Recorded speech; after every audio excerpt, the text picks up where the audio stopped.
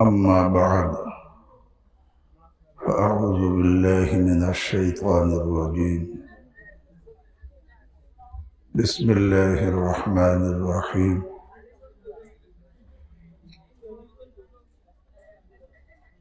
يا أيها الذين آمنوا اتقوا الله حق تقاته ولا تموتن إلا وأنتم مسلمون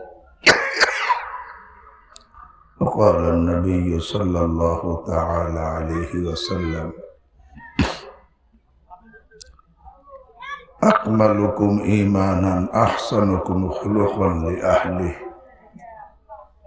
أو كما قال عليه الصلاة والسلام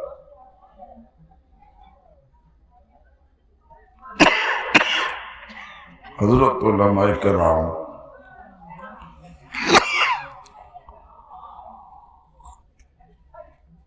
মোহতারাম হাজরিন স্নেহের ছাত্র ভাইরা পর্দার আড়ালে মা ও বোনেরা, আমি কোরআনে কারীমের একটি আয়াত তেলাওয়াত করছি। এই আয়াতটি রাসূল করিম সাল্লাল্লাহু আলাইহি ওয়াসাল্লাম বিবাহের খুতবার মধ্যে পড়েছেন। বিবাহের খুতবা 3টি আয়াত পড়ছেন, তার মধ্যে একটি এইটাও। আর 3 আয়াতের মধ্যে তাকওয়ার হুকুম। বিবাহ হয়েছে ছেলে মেয়ে, কিন্তু 3 আয়াতের মধ্যে তাকওয়ার হুকুম দিয়েছেন। আমানুত্তাকুল্লাহ ওয়া তুকাতিহি আত্তাকুল্লাহাল্লাযী তাসাআলুনা বিহি ওয়াল আরহাম ইয়া আইয়ুহাল্লাযীনা আমানুত্তাকুল্লাহ ওয়া কুলু কওলান সাদীদা। কেন? এই জন্য বাহিরে পিছনে কথা হবে না। পিছনে কথা বলে কারা? পিছনে কথা হয় কেন?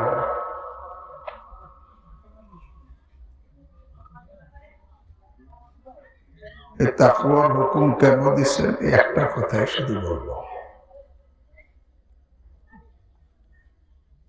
দুনিয়াতে স্বামী স্ত্রী একসঙ্গে এক ঘরে এক বিছনায় মওত পর্যন্ত বসবাস করে।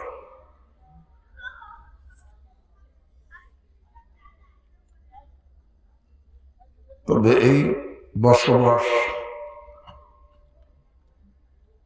অনেকের অশান্তির হয়, কারো শান্তির হয়। অশান্তি থেকে কিভাবে বাঁচবে আর আখিরাতে স্বামী স্ত্রী একসঙ্গে কিভাবে জান্নাতে থাকবে, এর জন্য তাকওয়ার প্রয়োজন। দুনিয়াতে স্বামী স্ত্রী একসঙ্গে বসবাস করতেছে, যদি তাদের মধ্যে তাকওয়া পরহেজগারি না থাকে, স্বামী স্ত্রী হওয়া সত্ত্বেও তাদের মধ্যে অশান্তির আগুন জ্বলবে। স্বামী স্ত্রী কিন্তু অশান্তি, কারণ কারোর মধ্যে তাকওয়া পরহেজগারি নাই, অশান্তি। দ্বিতীয়, তাকওয়া পরহেজগারি না থাকলে আখিরাতেও তারা অশান্তির মধ্যে থাকবে। দুনিয়াতে যেরকম অশান্তি, আখিরাতেও অশান্তি। কেন? এই জন্য আমি বলি, দুনিয়াতে যারা স্বামী স্ত্রী রূপে একসঙ্গে বসবাস করে, আখিরাতে গিয়ে এরা 4 শ্রেণীর হবে। এক শ্রেণী স্বামী স্ত্রী দুইজনই সৌভাগ্যশালী, দুইজনই জান্নাতি। কারণ স্বামীও পরহেজগার, স্ত্রীও কি?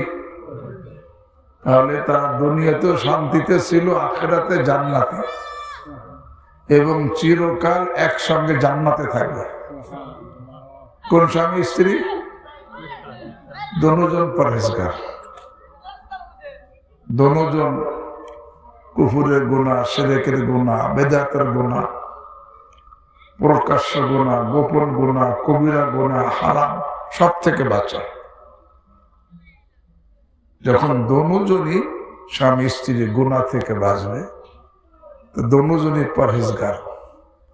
আর পরহেজগারের জন্য আল্লাহ ওয়াদা করছেন দুনিয়ার মধ্যে অনেক কিছু দিবেন। একটা ওয়াদা করছেন যে আমি যারা পরহেজগার হবে তাদের জন্য আল্লাহ নিজে রাস্তা করে দিবেন।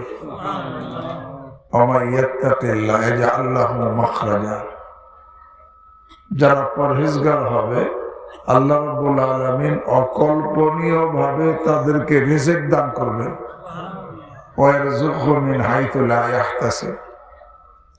এবং যারা পরহেজগার হবে আল্লাহ তাদের সব কাজ সহজ করে দিবেন।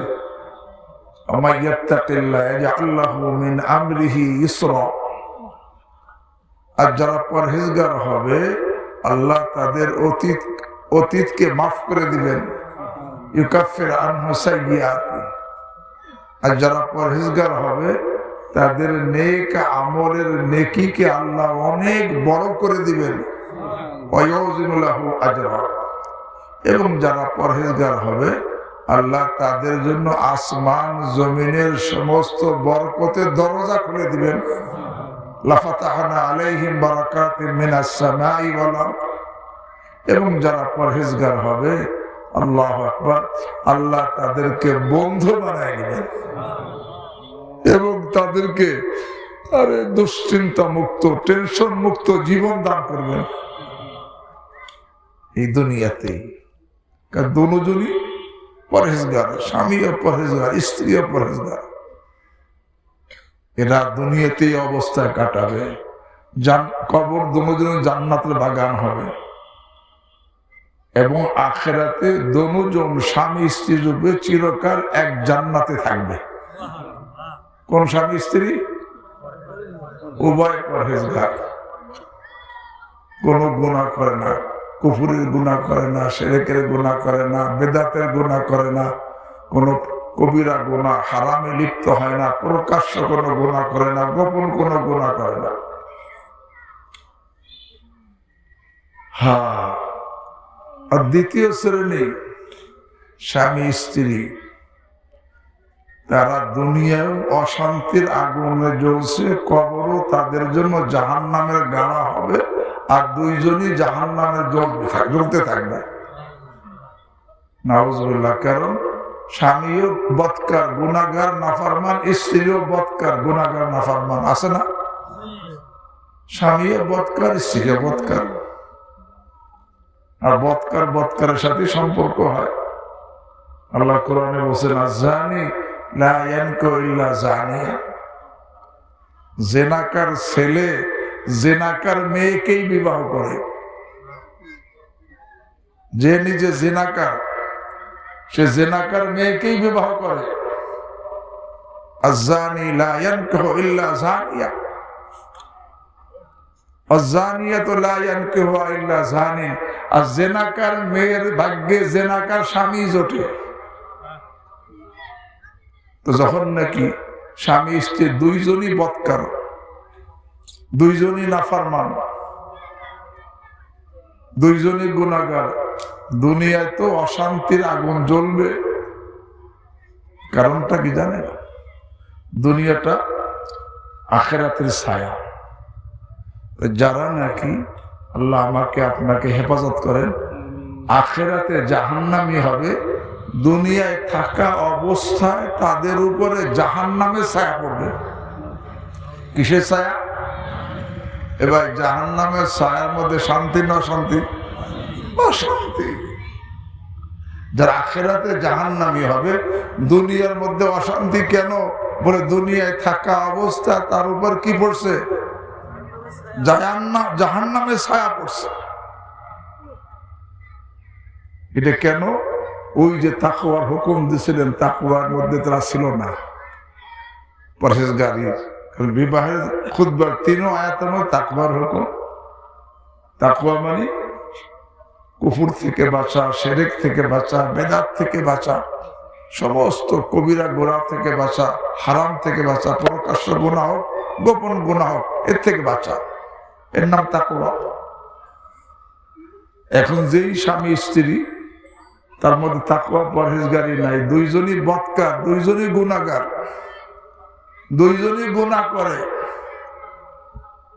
যে যখন সুযোগ পায় গীবত করে, গালি দেয়, ঝগড়া করে, মিথ্যা বলে, আর যত ধরনের নাফরমানি করে, অবৈধ কাজ করে, যে যখন সুযোগ পায়। আছে না? দুইজনে দুনিয়া অশান্তির আগুনে জ্বলছে, কবরও তার জাহান্নামের গাড়া হবে, আর আখিরাতেও সে জাহান্নামে। দুইজনই জাহান্নামের মধ্যে স্বামী স্ত্রী একসঙ্গে থাকতে পারবে না? দুইজনই জেলখানা কি স্বামী স্ত্রী একসঙ্গে থাকতে পারে? আরে দুইজন জেলের আসামি। আল্লাহ আমাকে, আপনাদেরকে, আমাদের প্রত্যেককে, স্বামী স্ত্রী প্রত্যেককে হেফাজত করে। কেন? এখানে তারা তাকওয়া পরহেজগারি অবলম্বন করেনি।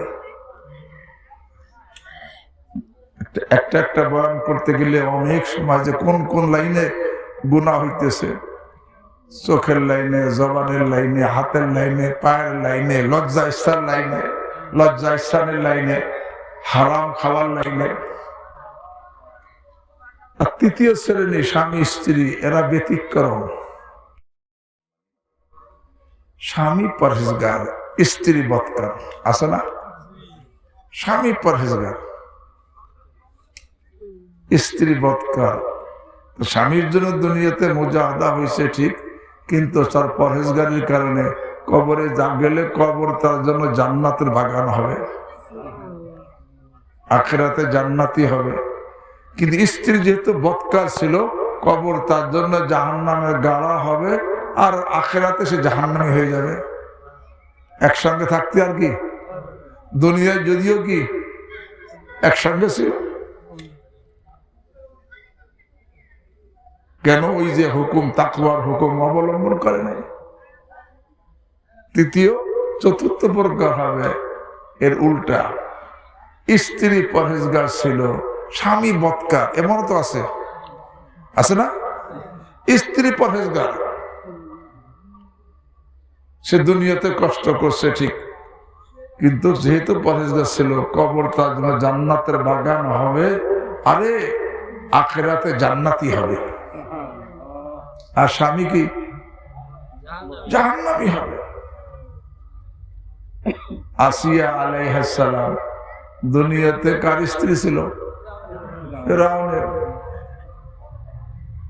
কিন্তু আসিয়া ছিল পরহেজগার। আরে সে জান্নাত দেখার পরে তার দুনিয়া থেকে উঠে গেছে, মৃত্যু হয়েছে। তো বলতেছিলাম এখানে পুরুষও আছে, মহিলাও আছে। তাকওয়া যখন বিবাহ হয়, রাসূল করিম সাল্লাল্লাহু আলাইহি ওয়াসাল্লাম সেই বিবাহের খুতবার মধ্যে যে 3টা আয়াত পড়তেন, 3টা আয়াতের মধ্যে কিসের হুকুম?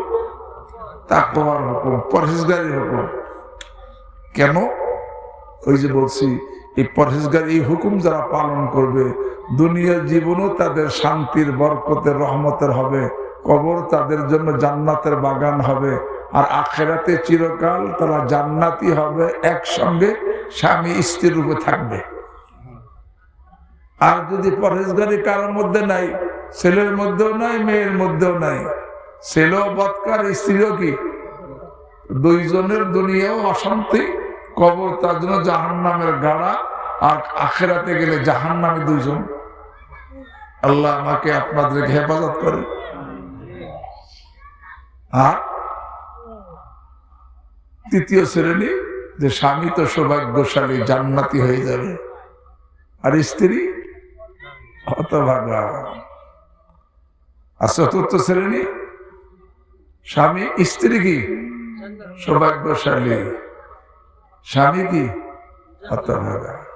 তাহলে ভাই এখন থেকে হে মা বোনেরা,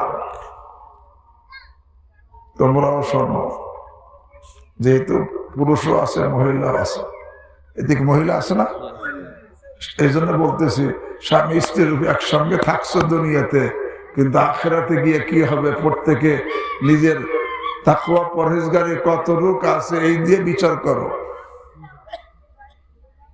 কারণ প্রত্যেকে আল্লাহ মাফ করে, যে নিজের আমলের মধ্যে খেয়াল করলে সে বুঝতে পারবে আমি কি হব, আমার পরিণাম কি হবে।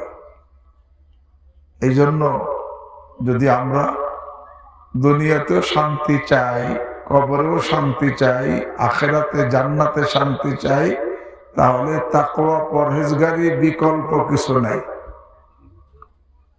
তাকওয়া পরহেজগারি কি? সব গুনাহ থেকে, আল্লাহর ভয়ে সব গুনাহ থেকে কি, কুফুরের গুনাহ থেকে বাঁচা, শিরকের গুনাহ থেকে বাঁচা, বেদাতের গুনাহ থেকে বাঁচা, সমস্ত কবিরা গুনাহ, গীবতের গুনাহ, গালি দেওয়ার গুনাহ, ঝগড়া করার গুনাহ, মিথ্যা বলার গুনাহ, উপকার করে খোটা দেওয়ার গুনাহ, স্বামীর অকৃতজ্ঞতার গুনাহ, অহংকারের গুনাহ, রিয়াকারী গুনাহ, হিংসার গুনাহ, সব গুনাহ থেকে বাঁচা।